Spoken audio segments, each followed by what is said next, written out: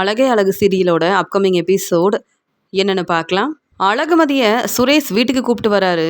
உடனே ராஜலக்ஷ்மி, சுரேஷு, என்ன சுரேஷு, இப்பதான் வேலைக்கு கிளம்பி போனேன், நிறைய வேலை இருக்குன்னு சொன்னேன், ஆனா அழகுமதியை வீட்டுக்கு கூப்பிட்டு வந்திருக்க, அழகுமதி எங்க பேச்சை கேட்காம காலேஜுக்கு வேற போனாலே, என்னாச்சு அப்படின்னு கேட்கும்போது, இல்லம்மா, அழகுமதி இனி காலேஜுக்கு போக போறதில்ல, இங்கே வேலைக்கு வர வேண்டான்னு சொல்லிட்டாங்களாம், அதனால தான் அழகுமதியை நானே வீட்டுக்கு கூப்பிட்டு வந்தேன் அப்படின்னு சொல்லும்போது, அப்படியா, நீ உண்மையாக தான் சொல்கிறியா, என்னால் நம்பவே முடியலையே, எனக்கு இந்த வேலை ரொம்ப முக்கியம் அப்படின்னு வேலைக்கு போகலனாலும் வீட்டில இருந்தே நிறைய வேலை செஞ்சுக்கிட்டே இருந்தாலே அழகுமதி அப்படின்னு சொல்லும்போது, ஆமாம்மா, அழகுமதி தன்னுடைய வேலையை பொறுப்பாக தான் பார்த்துக்கிட்டா, என்னன்னு தெரியல, வேலைக்கு வர வேண்டான்னு சொல்லிட்டாங்களாம், இனி அழகுமதி வேலைக்கு போக போகிறதில்ல அப்படின்னு சொல்லும்போது, இதெல்லாம் கேட்டுட்டு இருக்க மலர் ரொம்பவே மனசு வேதனைப்படுறாங்க. நான் தான் இத்தனை வருஷமா இந்த வீட்டுக்கு மருமகளாக வந்ததுக்கப்புறம் வேலைக்கு போக முடியாமல் வீட்டில் இருக்க வேலையவே செஞ்சிட்ருக்கேன். அழகுமதியாவது வேலைக்கு போகிறாங்கன்னு நினச்சேன், இப்போ அழகுமதியும் வேலைக்கு போக போகிறது இல்லையா? இதை கேட்டு சுரேஷ் ரொம்ப சந்தோஷப்படுவார். தங்கராஜும் கண்டிப்பாக சந்தோஷப்படுவாருன்னு தான் நினைக்கிறேன்.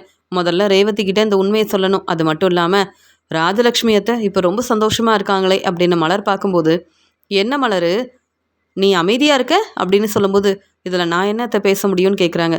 இல்லை, அழகுமதிக்கு ரொம்ப சப்போர்ட் பண்ணுவேன், அழகுமதி பேசின உடனே பேச ஆரம்பிச்சிட்டேன், இப்போ பார்த்தியா அழகுமதியும் வீட்டில் இருக்க வேலையை தான் செய்ய போகிறா, நாளைக்கு கிச்சனில் இருக்க வேலையெல்லாம் எப்படி செய்யணும்னு அழகுமதிக்கு நீ தான் சொல்லிக் கொடுக்கணும், இனி அழகுமதியும் சமைக்கிற வேலையெல்லாம் பார்க்கட்டும், நீ துணி துவைக்கணும், அழகுமதி கிச்சனில் இருக்க வேலையை செய்யணும், அப்பப்போ நான் கூப்பிடும்போது எனக்கு நீங்கள் தான் தண்ணி எடுத்துகிட்டு வரணும், அது மட்டும் இல்லாமல் எனக்கு கால் வலிக்கும்போது அழகுமதி எனக்கு தைலம் போட்டு விடணும், இப்படி இந்த வேலையெல்லாம் அழகுமதி தான் இனி பார்த்துக்கணும் அப்படின்னு சந்தோஷமாக பேசுகிறாங்க ராஜலக்ஷ்மி. சரிம்மா, நான் கிளம்புறேன், எனக்கு நிறைய வேலை இருக்குது அப்படின்னு சொல்லிட்டு சுரேஷ் அங்கேருந்து கிளம்பும்போது அழகுமதியை பார்த்துக்கிட்டே கிளம்புறாரு. அழகுமதி ரொம்ப மனசு வேதனைப்படுறாங்க. தன்னுடைய ரூமுக்கு வந்த உடனே அழகுமதி அழ ஆரம்பிக்கிறாங்க. நான் அப்படி என்ன செஞ்சிட்டேன், எனக்கு இந்த வேலை நிரந்தரமாக கிடைக்கும்னு நினச்சேன், ஆனால் வேலைக்கு வர வேண்டான்னு சொல்லிட்டாங்களே, நான் எதுவுமே செய்யலை, என் வேலையை எவ்வளோ பொறுப்பாக பார்த்துக்கிட்டேன், எவ்வளோ சந்தோஷமாக இருந்தேன், இந்த வேலை எனக்கு கிடைக்க போகுது, எப்பயுமே இந்த வேலையை நான் செய்யலாம் அப்படின்னு நினச்சேன், நான் நல்லா சம்பாதிச்சா என் குடும்பத்தை பார்த்துக்கலாம்னு நினச்சேன், என் படிப்புக்காகவும் எங்கள் குடும்பத்தை பார்த்துக்கிறதுக்காகவும் என் அப்பா நிறைய கடன் வாங்கியிருக்காரு, அதனால தானே தங்கராஜ் எப்பயுமே என் அப்பாவை புரிஞ்சுக்காமல் ரொம்ப ஏளனமாக பேசுவார், இப்படி என் குடும்பத்துக்கு எந்த பிரச்சனையும் வரக்கூடாது, அவங்கள நல்லா பார்த்துக்கணும்னு நினச்சேன், ஆனால் இப்போ எனக்கு இந்த வேலையும் இல்லைன்னு சொல்லிட்டாங்க, எப்படி நான் என் குடும்பத்தை பார்த்துக்க முடியும், மறுபடியும் வேலை கிடைக்கணும்னு நினச்சாலும் எனக்கு வேலை கிடைக்கணும், நான் வேலைக்கு போகிறேன்னு சொன்னாலும் இந்த வீட்டில் உள்ளவங்க சரின்னு சொல்லணும், இப்படி ஏற்கனவே நான் வேலைக்கு போகிறது ராஜலக்ஷ்மி அத்தைக்கும் ராகவன் மாமாவுக்கும் கொஞ்சம் கூட பிடிக்காது, எப்படியோ இந்த வேலைக்கு போயிட்டு இருந்தேன், மறுபடியும் புது வேலை கிடைச்சாலும் கண்டிப்பாக இவங்க பிரச்சனை செய்வாங்களே, என்ன செய்கிறது அப்படின்னு ரொம்பவே மனசு வேதனைப்படுறாங்க அழகுமதி. அந்த சமயம் அங்கே மலர் வராங்க. அழகுமதி, என்னாச்சு அப்படின்னு கேட்கும்போது, என்னன்னு தெரியல, என்னை வேலைக்கு வர வேண்டான்னு சொல்லிட்டாங்க, இப்படி நடக்கணும்னு நான் யோசிக்கவே இல்லை, ஆனால் நீங்கள் தான் சுரேஷை காலேஜுக்கு வர சொன்னீங்களான்னு கேட்கும்போது, ஆமாம் அழகுமதி, நீ ஃபோனில் பேசும்போதே சரியாக பேசலை, ரொம்பவே பதட்டமாக இருந்த, அதனால தான் சுரேஷ்கிட்ட உண்மையை சொன்னேன், இந்த பிரச்சனை எல்லாம் சரியாயிரும், நீ எப்பயும் போல இரு, உன்னுடைய திறமைக்கு இதை விட பெரிய வேலை கிடைக்கும்னு எனக்கு நம்பிக்கை இருக்குது, ராஜலக்ஷ்மி அத்தை பேசுகிறதெல்லாம் கேட்டு நீ ரொம்ப யோசிக்க வேண்டாம், நீ கிச்சனில் வேலை செய்யணுன்ற அவசியமே இல்லை, அது மட்டும் இல்லாமல் நீ இன்னொரு வேலை கிடைக்கிறதுக்காக எல்லா ஏற்பாடையும் பார்த்துக்க அப்படின்னு சொல்லும்போது, அப்படியே வேலை கிடைச்சாலும் நான் வேலைக்கு போக முடியுமா, ராஜலக்ஷ்மி அத்தை பேசுகிறத கேட்டிங்கல்ல, இனி அழகுமதி கிச்சனில் இருக்க வேலையை செய்யணும், சொல்கிற வேலையெல்லாம் செய்யணும்னு சொல்கிறாங்க, நானும் இனி வீட்டிலையே தான் இருக்கணும், இவங்க பேச்சை கேட்டுட்டு இவங்க சொல்கிற வேலையை செஞ்சுட்டு வீட்டிலையே தான் இருக்கணும், என் அப்பாவுக்கும் அம்மாவுக்கும் உதவி செய்யணும், என் குடும்பத்தை பார்த்துக்கணுன்றதுக்காக தான் கண்டிப்பாக வேலைக்கு போகணும்னு நினச்சேன், நான் நல்லபடியாக படித்து வேலைக்கு போகிறத பார்த்து என் அப்பா சந்தோஷப்பட்டார், அவர் எப்பயுமே இப்படி சந்தோஷமாக இருக்கணும்னு நினச்சேன், ஆனால் இந்த வீட்டுக்கு மருமகளாக வந்ததுக்கப்புறம் என் அப்பாவும் அம்மாவும் கொஞ்சம் கூட நிம்மதியாகவும் இல்லை, சந்தோஷமாகவும் இல்லை, ஆனாலும் நான் வேலைக்கு போகிறேன்ற நிம்மதி அவங்களுக்கு இருந்துச்சு, இப்போ அந்த சந்தோஷமும் அவங்களுக்கு கிடைக்காது அப்படின்னு அழகுமதி ரொம்பவே மனசு வேதனைப்படுறாங்க.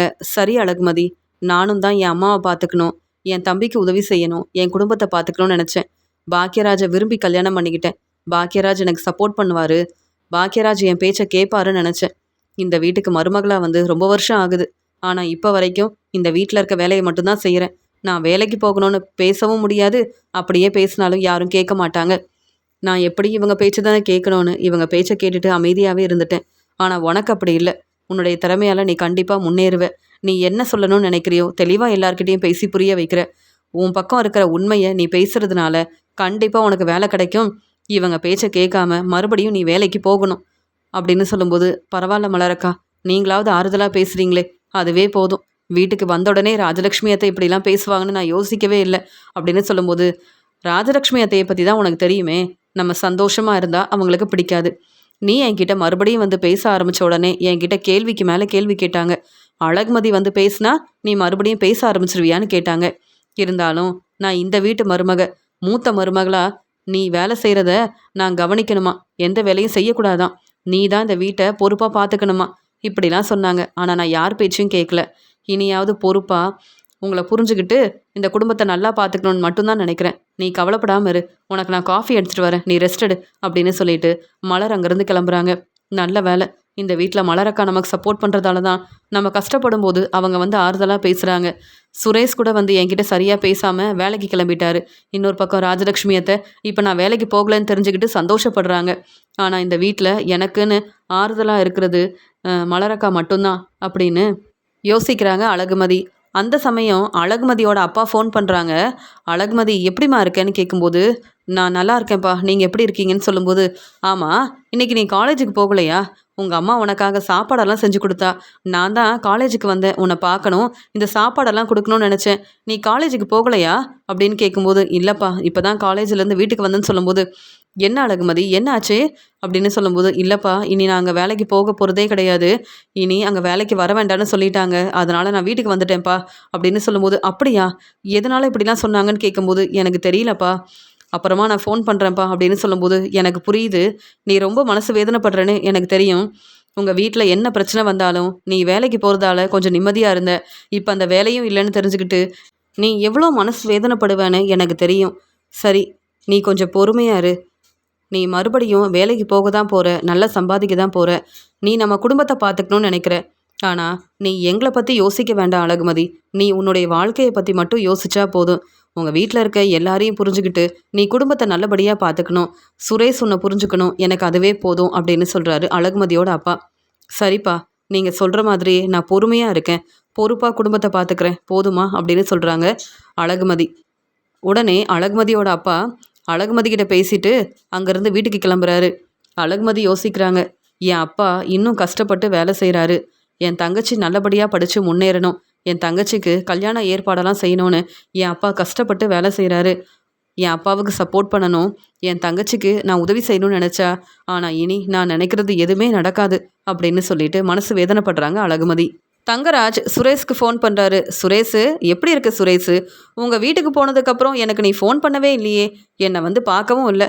ஆமாம் அழகுமதி எப்படி இருக்கா அப்படின்னு கேட்கும்போது, அழகுமதி நல்லா இருக்கா மாமா, வீட்டுக்கு வந்ததுக்கப்புறம் அழகுமதி எந்த பிரச்சனையும் செய்யலை, அமைதியாக அவள் வேலையை பார்க்குறா அப்படின்னு சொல்லும்போது, அப்படியா அழகுமதி மறுபடியும் வேலைக்கு போகிறாளா அப்படின்னு கேட்கும்போது, இல்லை மாமா அழகுமதியை வேலைக்கு வர வேண்டான்னு சொல்லிட்டாங்க, அழகுமதி வீட்டில் தான் இருக்கா அப்படின்னு சொல்லி பேசுகிறாரு சுரேஷ்.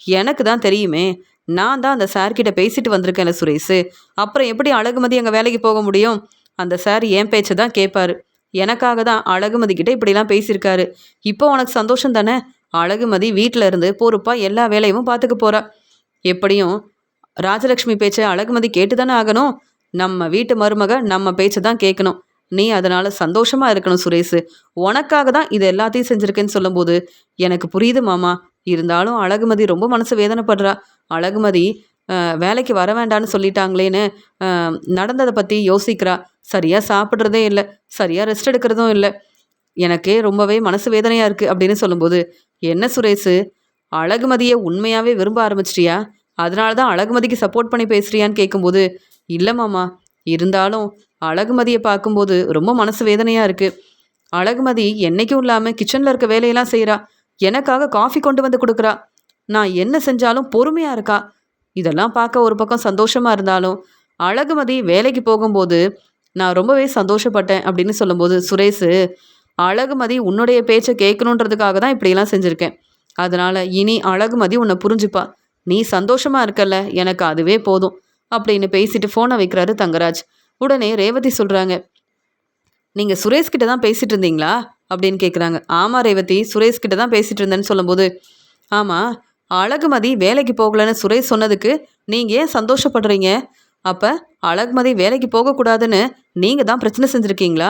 சுரேஷுக்கு சப்போர்ட் பண்ணணும்னு நீங்கள் அழகுமதி வேலையில் பிரச்சனை செஞ்சுருக்கீங்களான்னு கேட்கும்போது, ஆமாம், நான் தான் அந்த சார்கிட்ட பேசினேன். என்னால் தான் அழகுமதி வேலைக்கு போகாமல் வீட்டில் இருக்காங்க. ரேவதி, நீ நம்ம குடும்பத்தை பார்த்துக்கலையா? பொறுப்பா எங்களுக்கு என்ன வேணும்னு கேட்டு சமைச்சு கொடுக்குற, நம்ம பசங்களை பார்த்துக்கிற பொறுப்பான மருமகளாக இருக்க. அதனால தானே உன்னை பாராட்டி பேசுகிறேன். அதே மாதிரி சுரேஷோட வாழ்க்கை சந்தோஷமாக இருக்கணும்னா அழகுமதி வேலைக்கு போகக்கூடாதுன்னு நினச்சேன். அதனால தான் அந்த சார்கிட்ட பேசினேன். இப்போ அழகுமதி வீட்டில் இருக்க வேலையை பொறுப்பாக பார்த்துக்கிறால, சுரேஷ்கிட்ட எந்த பிரச்சனையும் செய்யறதே இல்லையா. இதை கேட்டு எனக்கு எவ்வளோ சந்தோஷமாக இருக்குது தெரியுமா? என்ன பேசினாலும் அழகுமதி நம்ம பேச்சை கேட்கவே மாட்டேன்னு சொன்னால, அதான் இப்போ வீட்டில் இருக்க வேலையை செஞ்சுட்டு அமைதியாக இருக்கா. எனக்கு தெரியும் என்ன செய்யணும், அழகுமதிக்கு புரிய வைக்க என்ன செய்யணும்னு எனக்கு தெரியும் ரேவதி அப்படின்னு சொல்லும்போது, அப்போ இந்த பிரச்சனைக்கு காரணமே தங்கராஜ் தானா? ஆனால் சுரேஷ் அழகுமதிக்கு சப்போர்ட் பண்ணாமல் தங்கராஜ் பேச்சை கேட்டுட்டு இருக்கானா?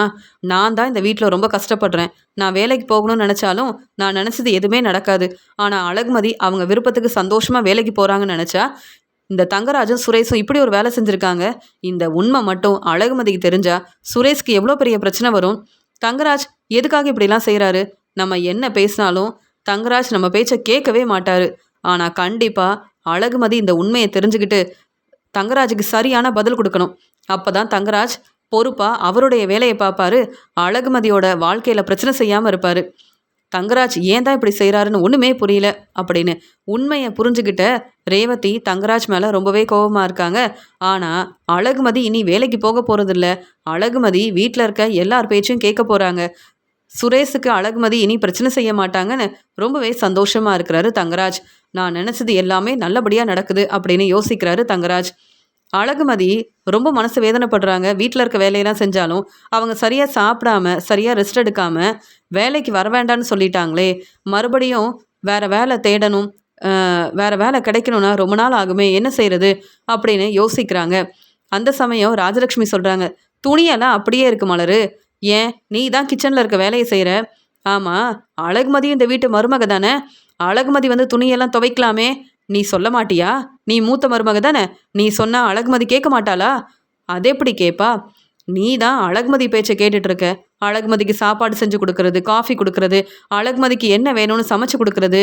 அழகுமதி மன்னிப்பு கேட்ட உடனே நீ தான் மனசு மாறிட்டியே, அப்புறம் எப்படி அழகுமதி உன்னுடைய பேச்சை கேட்பா அப்படின்னு சொல்லும்போது, அத்தை, அழகுமதி என் பேச்சை கேட்கவே வேண்டாம். அழகுமதி உங்கள் மருமக, உங்கள் பேச்சை கேட்டால் போதாதா? நானும் இந்த வீட்டு மருமக தான். உங்கள் பேச்சை கேட்டு பொறுப்பாக அந்த வேலையெல்லாம் செய்கிறேன்ல. அழகுமதி இந்த வீட்டில் இருக்க வேலையை செய்யணும்னா நீங்களே அழகுமதி கிட்ட பேசுங்க.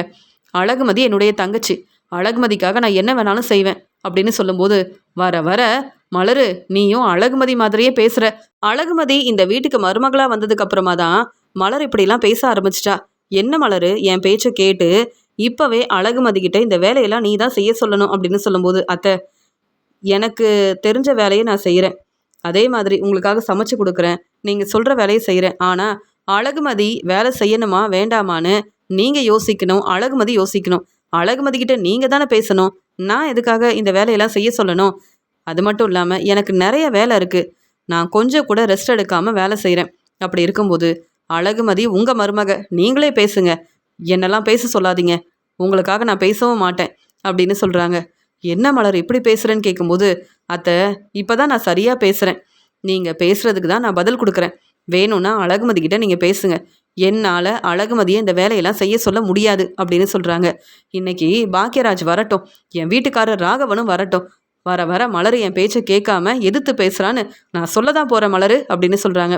பரவாயில்ல அத்தை, நீங்கள் சொல்லுங்கள், நானும் பேசுகிறேன் அப்படின்னு சொல்லும்போது, என்ன மலர் எப்போ பார்த்தாலும் எதிர்த்து பேசுகிறா, நான் என்ன சொன்னாலும் அமைதியாக இருப்பா, இப்போ என்ன நான் கேள்வி கேட்டால உடனே பதில் சொல்லிட்டு இருக்கா, இதெல்லாம் சரியில்லையே, இதெல்லாம் அழகுமதியோட வேலையாக தான் இருக்கும். அழகுமதி, அழகுமதி அப்படின்னு ராஜலக்ஷ்மி கூப்பிட்ட உடனே இங்கே அழகுமதி யோசிக்கிறாங்க, ராஜலக்ஷ்மி அத்தை எதுக்கு கூப்பிடுறாங்க, நம்மக்கிட்ட பேசவே மாட்டாங்க, மெதுவாக போவோம் அப்படின்னு சொல்லிட்டு அழகுமதி ரொம்ப பொறுமையாக வராங்க. அத்தை கூப்பிட்டிங்களா அப்படின்னு கேட்குறாங்க. நான் கூப்பிட்ட உடனே வந்து நிற்க வேண்டாமா, நான் சொல்கிற வேலையை செய்ய வேண்டாமா, நீ என்ன இவ்வளோ நேரம் கழிச்சு வர அப்படின்னு சொல்லும்போது, மலரக்கா வேணும்னா நீங்கள் கூப்பிட்ட உடனே வருவாங்க, என்னால் அப்படிலாம் வர முடியாது அப்படின்னு சொல்லும்போது, ஏன் வேலை செஞ்சிட்டு இருந்தியா, இப்போ தான் நீ வேலைக்கு போகிறதே இல்லையே, வீட்டில் சும்மா தானே இருக்க, இந்த துணியெல்லாம் துவைக்கலாம்ல அப்படின்னு சொல்லும்போது, ஆமா அத்தை, என் துணியெல்லாம் துவைச்சிட்டேன், இது உங்களுடைய துணி தான், நீங்கள் தானே துவைக்கணும் அப்படின்னு சொல்கிறாங்க.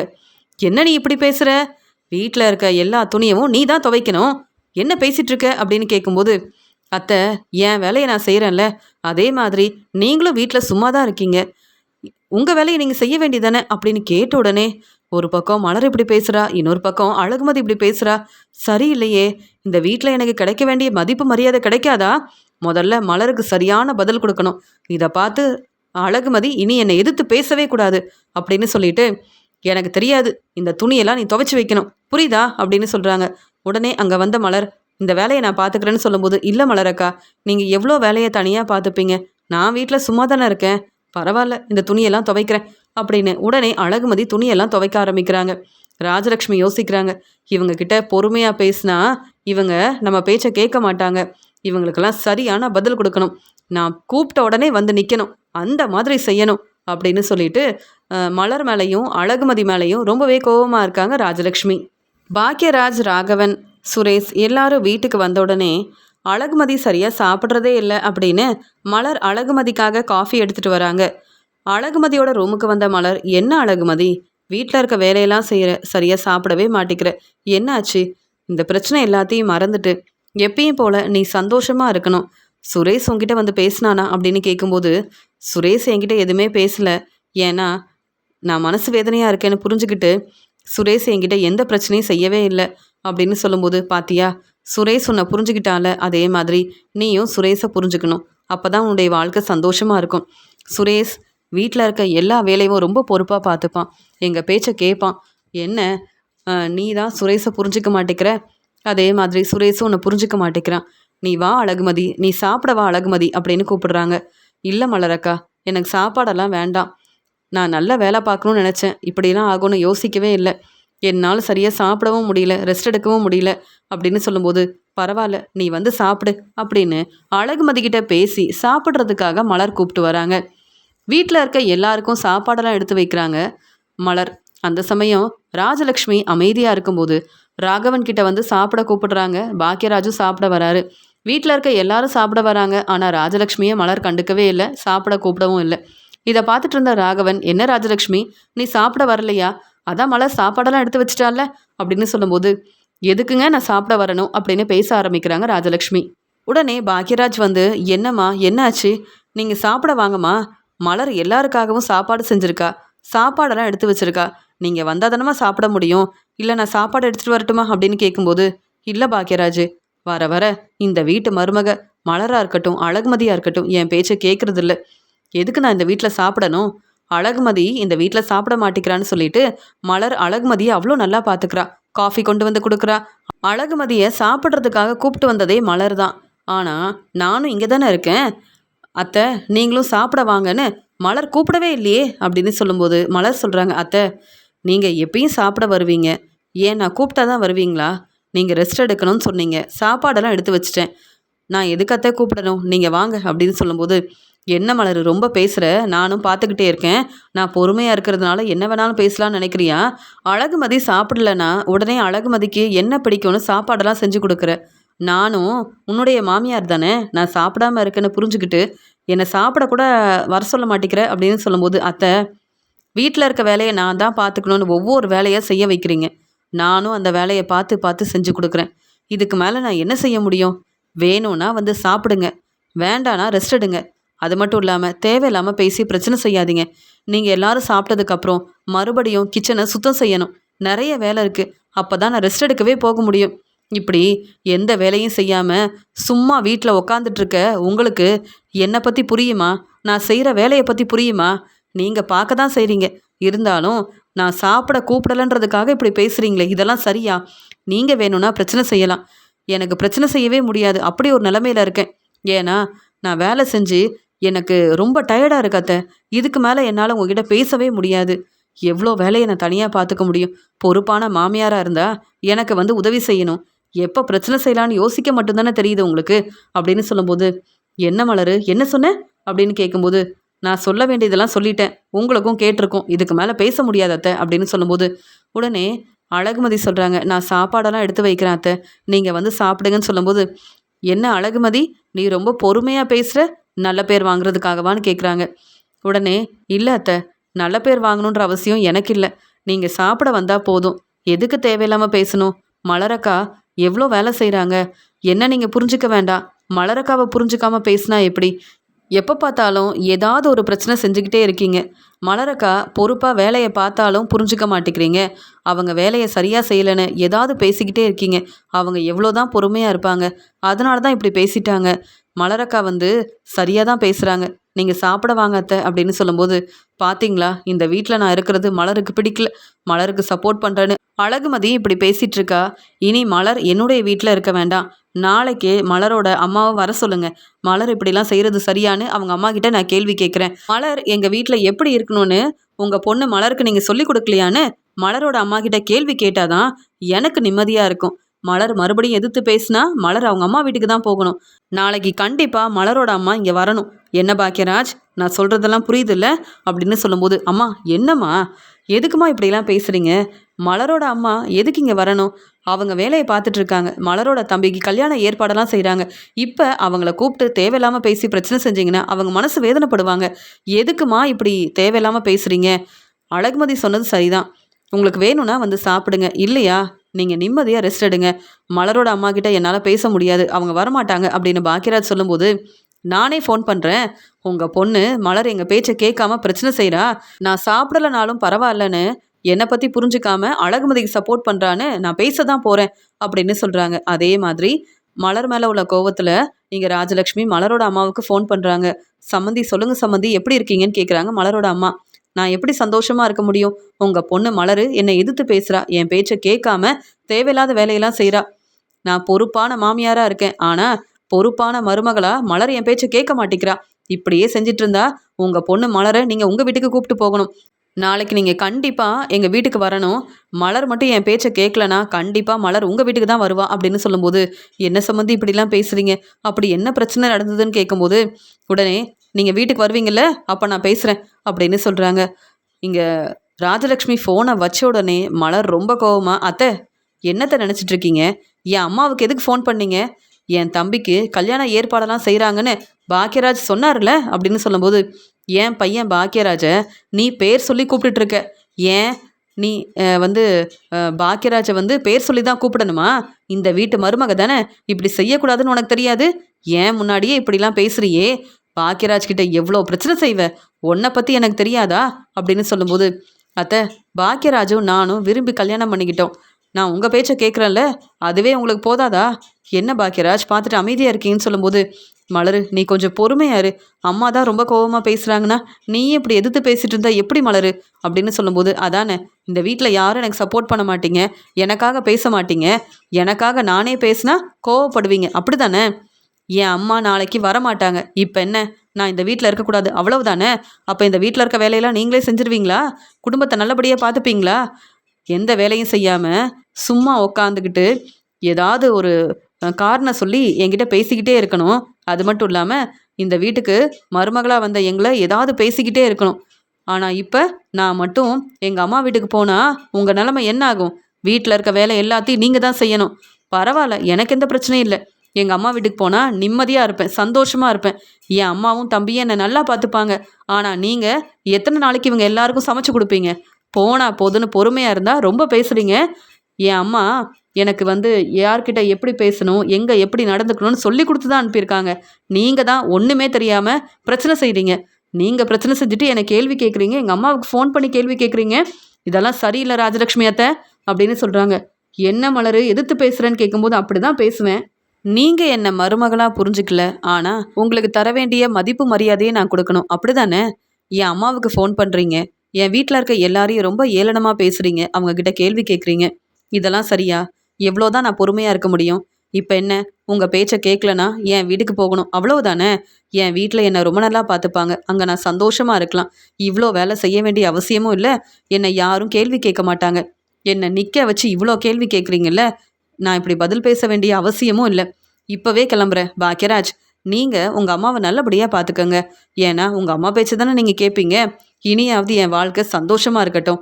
சாப்பாடெல்லாம் செஞ்சுட்டேன், ஆனால் நான் என் வீட்டில் போய் சாப்பிட்டுக்கிறேன் அப்படின்னு சொல்லிட்டு உடனே மலர் அங்கேருந்து கிளம்புறாங்க.